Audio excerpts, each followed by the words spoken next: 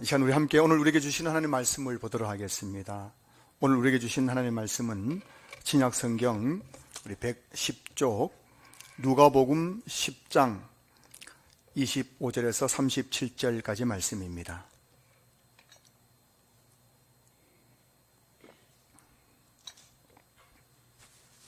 누가복음 10장 25절에서 37절까지 말씀, 제가 말씀을 봉독하겠습니다. 어떤 율법 교사가 일어나 예수를 시험하여 이르되 선생님, 내가 무엇을 하여야 영생을 얻으리이까? 예수께서 이르시되 율법에 무엇이라 기록되었으며 내가 어떻게 읽느냐? 대답하여 이르되 내 마음을 다하며 목숨을 다하며 힘을 다하며 뜻을 다하여 주 너의 하나님을 사랑하고 또한 내 이웃을 내 자신같이 사랑하라 하셨나이다. 예수께서 이르시되 내 대답이 옳도다.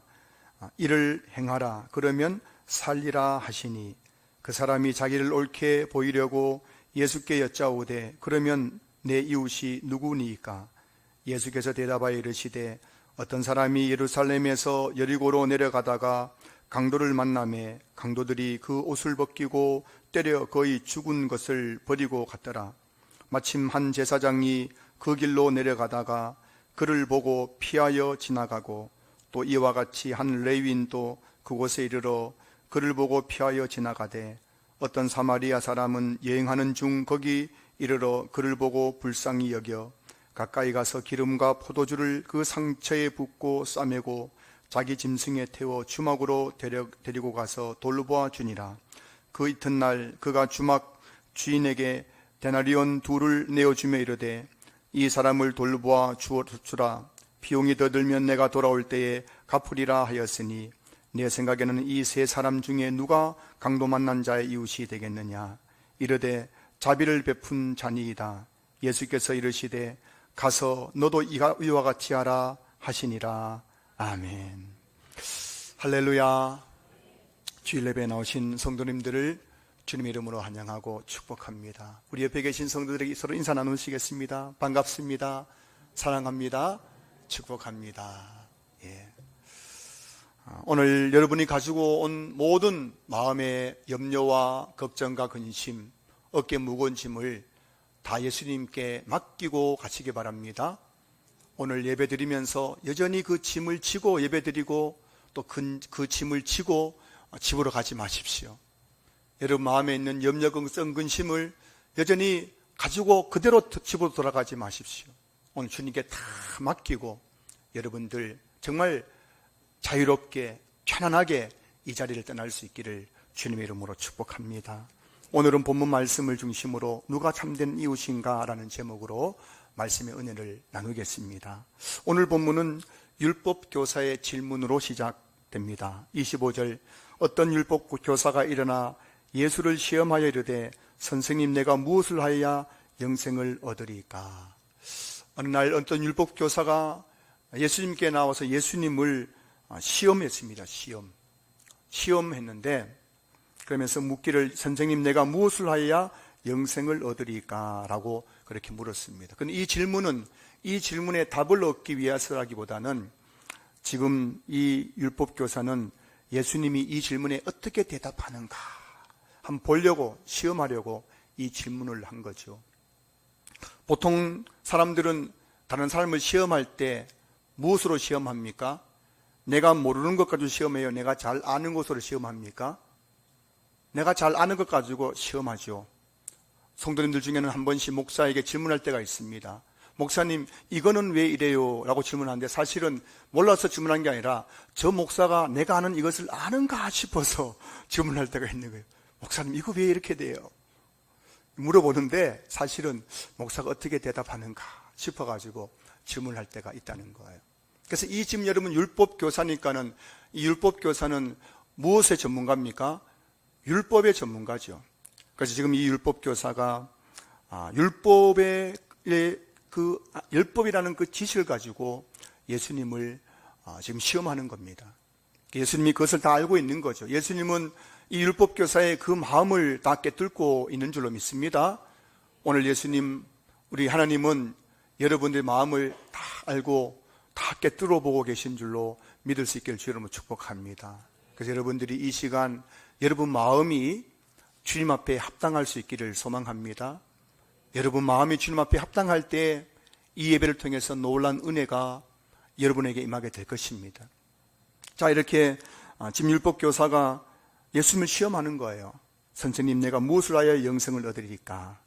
이 율법교사의 그 시험을 알고 계신 예수님께서 율법교사가 가장 잘 안다고 하는 율법을 가지고 다시 대답을 합니다. 26절, 예수께서 이르시되 율법에 무엇이나 기록되었으며 내가 어떻게 읽느냐라고 물었습니다. 자, 그저 이 질문 받고 나서 율법교사가 조금 또 망설임이 없었겠지요. 이 율법교사니까 율법에 대해서 다 알고 있잖아요. 율법을 깨뜨리는 사람 아닙니까? 여러분 알고 계시죠?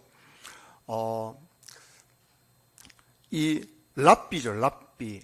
랍비들은 구약의 그 시대에 랍비들은 성경을 통째로 다 외운다고 합니다. 지금도 그런 사람들이 있대요. 지금도 그 유대 랍비 중에는요, 성경 전체를 다 외우는 사람들이 있다고 합니다. 성경이 기록되기 전에 랍비들 중에는 성경을 히브리 성경, 구약 성경 전체를 다 암송하는 그런 사람들이 있었어요. 오늘 이 율법교사는 아마 모르긴 몰라도 구약 성경을 아마 달달달달 외우고 있었을 것입니다.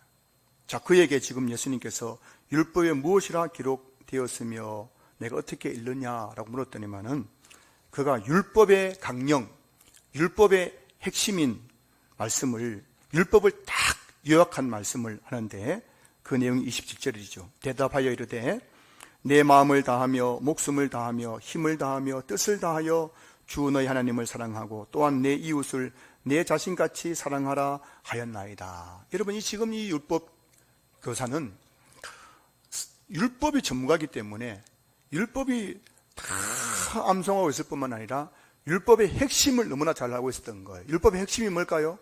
율법의 강령은 하나님을 사랑하고 내 이웃을 내 자신같이 사랑하라는 것이죠. 자, 이 말을 했을 때 아마 율법교사는 굉장히 우쭐거렸을 겁니다. 내가 잘 아니까, 율법이 너무 잘 알고 있기 때문에 아마 우쭐거리면서 그렇게 대답했을 겁니다. 자, 그때 예수님께서 이 율법교사에게 이렇게 말합니다. 28절, 예수께서 이르시되 내 대답이 옳도다. 이를 행하라. 그러면 살리라 말씀하셨어요. 자, 지금 예수님이 뭘 말씀하고 있는 겁니까? 이 율법교사에게 예수님이 하시는 말씀이 뭐냐면은 율법을 알고 있다는 것에 만족하지 말라는 겁니다. 네가 지금 율법교사로서 율법에 대해서 다 알고 있다는 것, 거기서 그치지 말고 이를 행하라. 그 율법대로 살아가라는 겁니다. 그러면 살리라. 영생의 그 풍성함을 누리게 될 것이라는 겁니다. 사랑하는 성도 여러분, 오늘 우리의 문제가 무엇일까요? 오늘 우리의 문제는 바로 성경을 너무 많이 안다는 게 우리의 문제예요. 제가 보건대 여러분의 문제는 뭐냐면은 성경을 너무 많이 안다는 게 문제예요. 그 더 큰 문제가 뭐냐면은 그 아는 성경을 삶 속에서 적용하고 실천하지 못한다는 것이 또한 더 큰 문제인 거예요. 요즘 여러분 얼마나 성경에 대한 내용들이 유튜브에 인터넷에 많이 나옵니까? 저도 모르는 것들 다 알고 계신 분들이 너무 많아요. 너무 많이 아는데 문제는 뭐냐면 그 말씀대로 살아내지 못한다는 것이죠. 그러니 여러분, 우리 삶이 영생의 풍성함을 누리지 못하는 거예요. 자, 여러분이 정말 그 영생의 풍성함, 그러면 살리라. 산다는 게 뭐예요? 영생을 산다는 겁니다. 영생을 살아가게 된다는 겁니다. 영원한 생명을 누린다는 거죠. 저와 여러분들이 영원한 생명을 누리려면 어떻게 된다고요? 이를 행하라는 거예요. 성경을 아는 것에 만족하지 말고 그 말씀대로 살아갈 때에 우리 삶 속에 영생의 풍성함을 살아내는 역사들이 이루어지게 될 줄로 믿습니다. 자, 이렇게 예수님께서 말씀하시자 율법학자가 또 질문합니다. 29절 보면은 그 사람이 자기를 옳게 보이려고 예수께 여짜오되 그러면 내 이웃이 누구니까? 라고 묻죠. 내 이웃이 누구니까?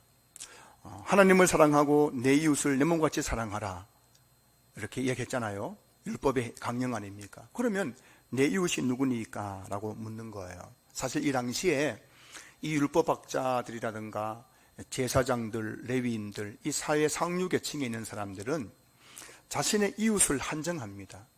당시 그 유대 사회에는 계급이 있잖아요. 먼저는 상류 계층에 있는 제사장들, 레위인들, 사두개인들, 바리새인들, 이런 상류 계층이 있고, 그 다음에 평민들, 서민들이 있었겠죠. 일반 계층들이 있고, 그 밑에 세리와 창녀 같은 그런 그룹들이 있었죠. 그리고 가장 그 밑에 바닥에 누가 있냐면 바로 사마리아인은 혼혈족들입니다. 바벨론 포로로 끌려가서 거기서 바벨론 사람들과 결혼해가지고 태어난 사람들, 혼혈족들. 그 혼혈족들이 바벨론에서 고국으로 돌아왔을 때 아무도 그들을 받아주지 않았을 때 그들이 사마리아 땅에 가서 거기서 정착하게 되었는데, 그래서 사마리아인들을 가리켜서 혼혈족들이 모여 사는 곳, 그들이 사회의 가장 밑바닥에 있었던 것이죠. 그래서 오늘 이 율법학자가 내 이웃이 누구니까? 라고 할 때 율법학자의 머릿속에는 이미 자기 이웃이 정해져 있는 거예요. 내 이웃은 제사장, 레위인, 사두개인, 바리새인들, 이 사람들은 내 이웃이라고 생각하고 있는 것이죠. 오늘 여러분 교회 안에도 너무나 많은 성도님들이 이미 내 이웃을 정해놓고 있어요. 여러분 보십시오. 여기서 여러분의 이웃은 누구십니까? 여러분 아마 저 사람은 내하고 수준이 떨어져 안 맞아, 저 사람은 내하고 나이가 안 맞아, 이웃이 될 수가 없어. 저 사람은 뭐가 어째가지고 성격이 더러웠어, 저 사람은 뭐가 어째가지고, 이렇게 하면서 이미 이웃을 정해놓는 거예요. 나는 누구하고만 친하게 지내야 돼. 그 사람이 내 친구가 되고 내 믿음의 동역자가 될 수 있어. 이미 우리 속에도 다 이웃에 대한 그런 개념이 딱 정해져 가지고 우리가 사람을 바라볼 때가 많잖아요. 지금 오늘 이 본문에 나오는 이 율법 교사도 이미 이웃을 딱 정해놓고 묻는 거예요. 내 이웃이 누구니까? 자, 이 질문에 대해서 예수님께서 한 가지 비유로 말씀하십니다. 오늘 3절 이하를 보십시오. 어떤 사람이 예루살렘에서 여리고로 내려가다가 강도를 만났습니다. 강도가 이 사람을 막 때리고 옷을 벗겨 빼앗고 하도 때려가지고 거의 막 죽게 된 사람, 인사불성된 사람을 길바닥에 탁 던져놓고 가버렸습니다. 자, 그때에 한 제사장이 그 길을 내려가다가 그 사람을 발견했는 거예요. 그런데 그 보자마자 피하고 지나갔습니다. 자, 여러분, 당시에 제사장들이 가장 많이 사는 곳이 바로 여리고였습니다. 여리고. 자, 그런데 이 여리고에 제사장이 많이 살았는데, 지금 오늘 본문에 보시면은 31절 보면은 마침 한 제사장이 그 길로 내려가다가 돼 있어요. 그 길로 내려가다가 예루살렘에서 여리고로 내려간다는 게 뭘까? 제사장이 당시의 제사장들은 24반열 24개 그룹이 있었는데, 그 24개 그룹이 1년에 2번 정도 여리고에서 살다가 예루살렘에 와서 성전에서 봉사하다가 다시 여리고인 집으로 내려가게 되는 거죠. 지금 오늘 본문에 나오는 이 제사장은 예루살렘에서 여리고로 내려간다. 다시 말하면은 성전에서 성전 봉사의 의무를 다 마치고 지금 집으로 가고 있는 중이었습니다. 요즘으로 치면 제가 오늘 예배를 마치고 이제 집으로 가는 거예요. 제 집은 5층이지만은 집으로 가는 거예요. 자, 그래 가다가 누굴 만났다고요? 강도 만나가지고 옷도 다 빼앗기고 맞아가지고 지금 피투성이 되어서 죽어가고 있는 그 사람을 봤는데, 보자마자 뭐라고요? 피하여 지나갔다는 겁니다. 자, 잠시 후에 한 레위인이 또 그곳에 이르러서 그를 보고 피하여 지나갔습니다. 여러분, 레위인이 누굽니까? 레위인이란 제사장과 함께 하나님과 백성에게 봉사하기 위해서 성별된 사람들이죠. 이 레위인이 지금 예루살렘에서 여리고로 내려갔다는 것은 아마 이 레위인도 지금 성전에서 성전 제사의 봉사 의무를 마치고 아마 집으로 가는 중이었을 것입니다. 누구보다 하나님을 사랑하고 이웃을 사랑해야 될 제사장과 레위인이 지금 강도를 만나서 죽어가고 있는 이 사람을 보고 피하여 지나갔다는 것입니다. 물론 여러분 사정이 있었겠죠. 아마 제사장이나 레윈이나 여러 가지 사정이 있었겠죠. 혹시 내가 지금 이 사람 도와주다가 또 내가 강도 만나지 않을까 싶은 생각도 들기도 하고, 아니면 정말 피치 못할 무슨 가정에 큰 급한 일이 있어가지고 빨리 가야 될 그런 상황일 수도 있겠죠. 하지만 오늘 본문에 이 두 사람이 피하여 지나간 이유는 밝히지 않는데, 중요한 것은 이 사람을 가장 먼저 달려가서 도와줘야 될 제사장과 레위인이 그를 보고 피하여 지나갔다고 예수님께서 말씀하고 있는 거예요. 지난 8일 밤에 폭우로 우리 교회 지하가 침수되었습니다. 하수구 물이 역류하고 도로에 쌓여있던 물이 교회 지하 주차장으로 들이닥치면서 순식간에 지하가 물바다로 변했습니다. 이 소식을 알리자 10여 명의 성도들이 달려오셨어요. 그분들과 함께 밤을 지새우면서 물을 퍼내고 진흙을 닦아내고 그렇게 침수된 이 교회를 깨끗하게 청소했습니다. 자, 그런데요, 그 시간에 우리의 이웃인 모카빌라 지하에 사시는 분들도 집이 완전히 침수되어서 망연자실 그 모카빌라 집 앞에 나와서 우리를 바라봤다가 자기 집을 바라봤다 하면서 발을 동동 구르고 있었습니다. 그들은 오늘 본문에 나오는 강도를 만나 거의 죽어가는 사람처럼 누군가의 도움이 절실히 필요한 사람들이었습니다. 그 상황에서 저는 그분들을 보면서도 못 본 척하고 우리 교회만 생각했습니다. 지금 내 교회가 지금 물난리를 겪고 있는데 저 사람들이 지금 물난리를 겪는 게 내하고 무슨 상관이 있겠는가 싶어서 동사무소 전화해서 양수기 좀 빨리 가져다 달라고 해서 동사무소에서 가져온 양수기를 가지고 침수된 그 물을 빼내고 있었습니다. 그 모습 보고 교회 지하주차장 입구 발 앞에 있는 지하에 사시는 한 할머니가 저에게 말씀하셨어요. 지금 우리 집이 다 침수되어서 물이 다 잠겼는데 그 양수기 좀 빌려줄 수 없겠습니까? 라고 저에게 말씀하셨어요. 지금 그 할머니 곁에는 아무도 없습니다. 혼자 있는 거예요. 도와줄 가족이 있는 것도 아니고 이웃 사람들이 와서 그 할머니와 함께 하는 것도 보이지 않았습니다. 그 할머니를 향해서 제가 이런 말씀을 드렸어요. 할머니, 우리에게 물 다 빼고 나서 저 빌려드릴게요. 그리고 제가 그 할머니를 피하고 다시 와서 열심히 교회 물을 빼냈습니다. 여러분, 제가 그동안 목사랍시고 얼마나 경건한 척, 거룩한 척 했겠습니까? 저는 대한민국 걸어갈 때에도 목사처럼 걸었습니다. 어디 가서 식당 가서 밥 먹을 때도 목사처럼 말했거든요. 이 세상에서 가장 하나님을 사랑하는 사람처럼, 이웃을 내 몸같이 사랑하는 사람처럼 그렇게 걸을 때도 목사처럼 거룩하게 걸었고, 말 한마디에도 목사처럼 거룩하게 말을 했었는데, 정작 강도 만난 이웃을 만났을 때 저는 그를 피해버렸습니다. 그리고 이유는 있었죠. 우리 교회가 지금 침수되었는데, 물난리 겪는데, 아니 우리 교회 물을 퍼내야 되죠. 여러분, 그 제사장과 레위인 사정이 있지 않겠습니까? 성전 제사의 봉사를 다 마치고 집으로 가다가 그 강도 만나 죽어가는 그 사람을 봤지만은 그 사람을 도와주는 것보다 더 큰 내 인생에 문제가 있지 않겠습니까?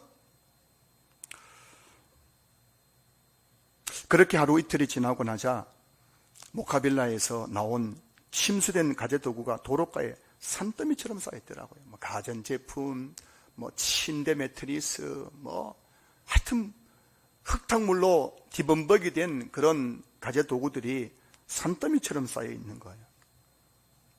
그 모습을 보면서 저도 모르게 제 자신이 너무나 부끄러워졌습니다.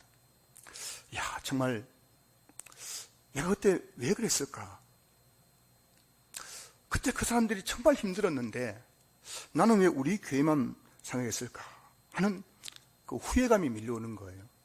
여러분, 이렇게 큰 예배당이 모카빌라 옆에 탁 덩그러니 서 있지 않습니까? 모카빌라 주민들이 우리 교회 보면서 와, 저 참 신앙교회 예배당 참 크다 이렇게 생각하지 않겠습니까?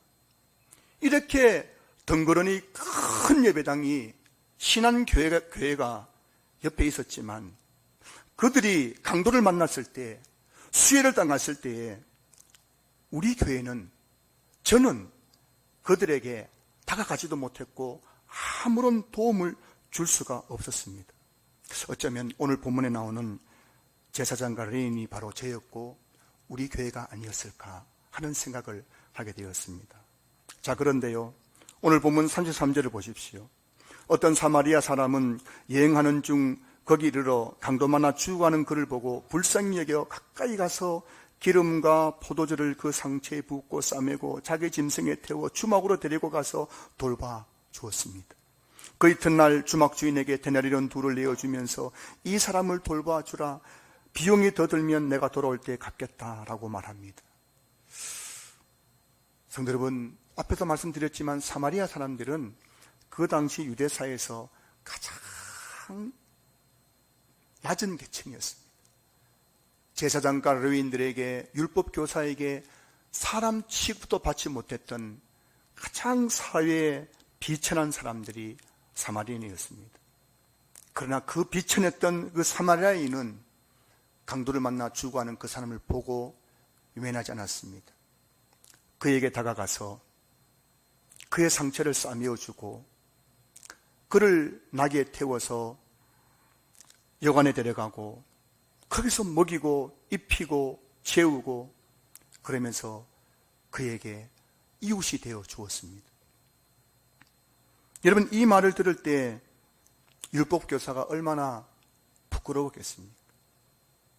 나는 지금 내 이웃이 누구니까 할 때 내 이웃의 개념은 내 마음에서, 그래도 나는 율법교사니까 제사장, 레위인, 바리새인, 사두개인 그쯤 돼야 내 이웃이지, 내가 어떻게 그 천한 사람들하고 어울릴 수가 있겠어, 이런 생각하고 있는 그 율법교사에게 예수님께서 이 강도 만난 자의 참된 이웃은 누가 이겠느냐라고 묻고 있죠. 36절, 내 생각에는 이 세 사람 중에 누가 강도 만난 자의 이웃이 되겠느냐.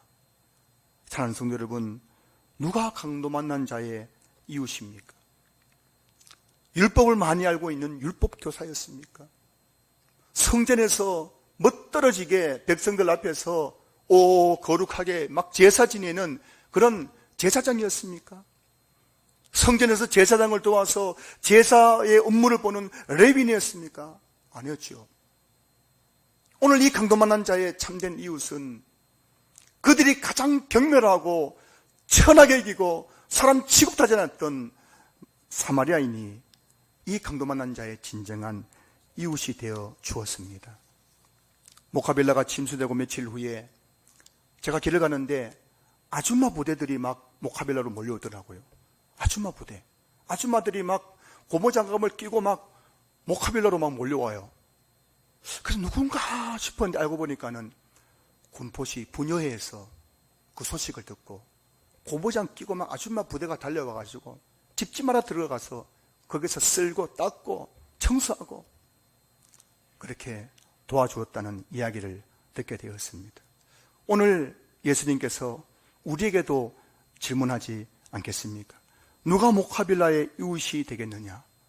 여러분, 진짜 이웃이 되어야 될 것은 우리 신앙교회였지만은 정말 그들의 진정한 이웃이 되어준 사람들은 분효회원들이었어요. 분효회원들.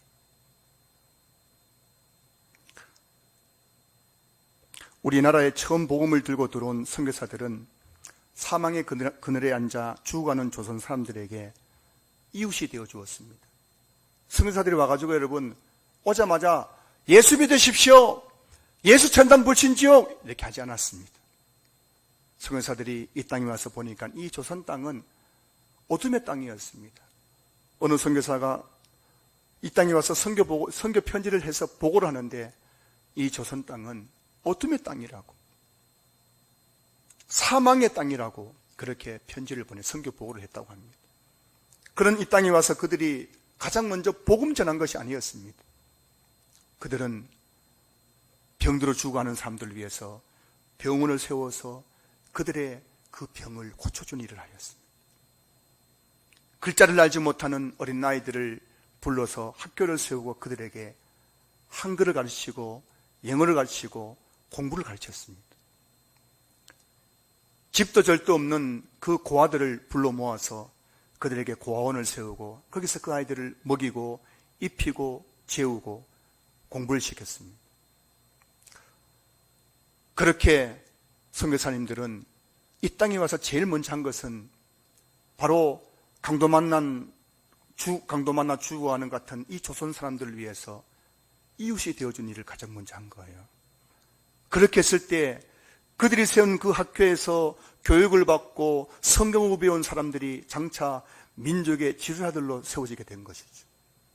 그 고아원에서 선교사들이 주는 빵을 먹고 그렇게 자랐던 그 아이들이 커서 목사가 되고 선교사가 되고 민족을 이렇게 세우는 지도자가 된 것이죠. 병원에서 선교사들이 세운 병원에서 치료를 받아서 병이 나은 사람들이 예수 믿고 변화되어서 그 가정을 변화시켰던 것이죠. 그렇게 해서 지금 현재 1세기 만에 대한민국은 전 인구의 5분의 1, 5천만 명 중에서 1,000만 명이 예수 믿는 그런 기독교 국가가 된 줄로 믿습니다. 사랑하는 성도 여러분, 지금 우리에게 강도 만난 이웃은 누구일까요? 오늘 저 여러분들에게 있어서 강도 만난 이웃은 누구일까요? 지난 8일 밤 갑자기 쏟아진 폭우로 인해 삶의 기반을 잃어버리고 지금 대하 초등학교에서 숙식을 해결하고 있는 모카빌라 사람들 아니겠습니까?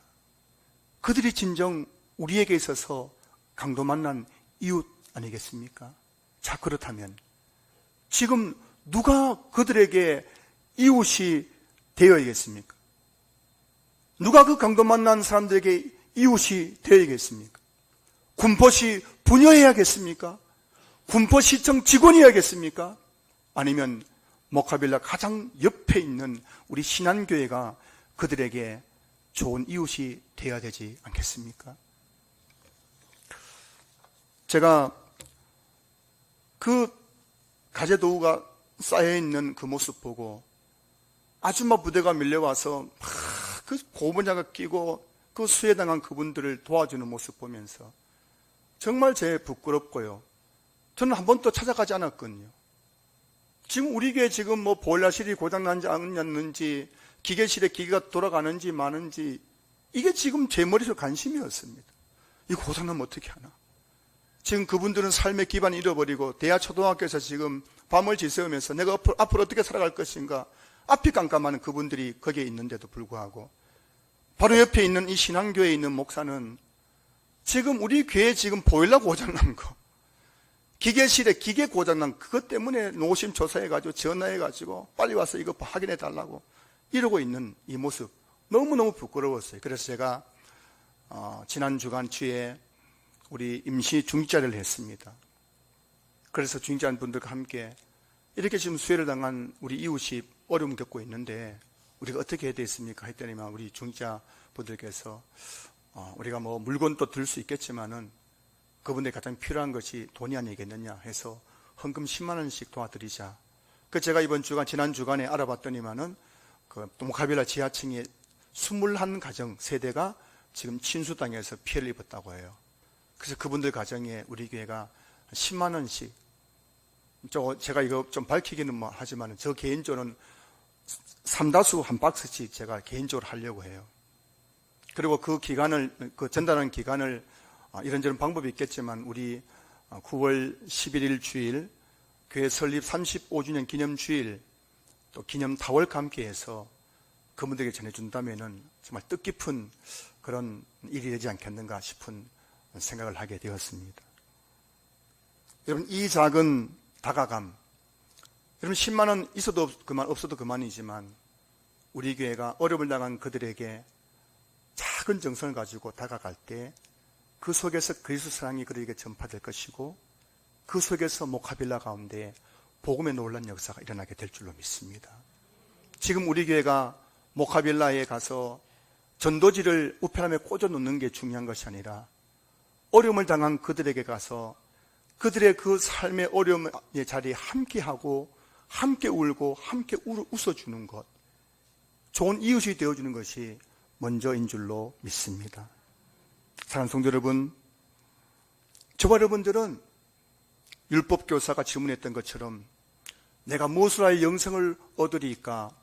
예수님 믿고 영생 얻은 사람들입니다. 영생 얻은 저와 여러분들이 이제 해야 될 일이 뭘까요? 그것은 바로 37절, 가서 너도 이와 같이 하라. 예수 믿고 영생 얻어서 이곳에 모여서 우리가 예배 드리는 것에서 끝나는 것이 아니라 예배 드린 다음에 이제 우리가 그 강도 만난 사람들 같은 어려운 이웃들에게 나아가서 그들의 어려움들을 함께 보다듬고 함께 감싸 안는 일을 할 때에 우리 신한교회 가운데 더 크고 놀란 하나님의 영생의 역사들, 복음의 역사들이 이루어지게 될 줄로 믿습니다. 저는 우리 신한교회가 대한미동에 좋은 이웃이 되었으면 좋겠어요. 우리가 그냥 복음만 전하고 막 전도만 하는 그런 교회가 아니라 우리가 먼저 그들에게 좋은 이웃이 되어서 아파하는 사람들에게는 함께 아파해주고 정말 어려움이 있는 사람들에게는 다가가서 그들에게 물질로 먹을 것으로 섬기면서 좋은 이웃이 될 때 하나님 반드시 우리 교회를 통해서 더 크고 놀라운 복음의 역사를 이루어 가실 줄로 믿습니다. 저 여러분들이 정말 좋은 이웃 되는 성도들이 되었으면 좋겠습니다. 다음 주에 우리 구제금 할 텐데 여러분들이 커피 한 잔 줄이고 가족 외식 한 번만 줄이면 그 돈이 어려움을 당한 그들에게는 큰 힘이 될 것입니다. 여러분들이 함께 힘써 구제한 일에 동참해 주시길 주 이름으로 부탁드립니다.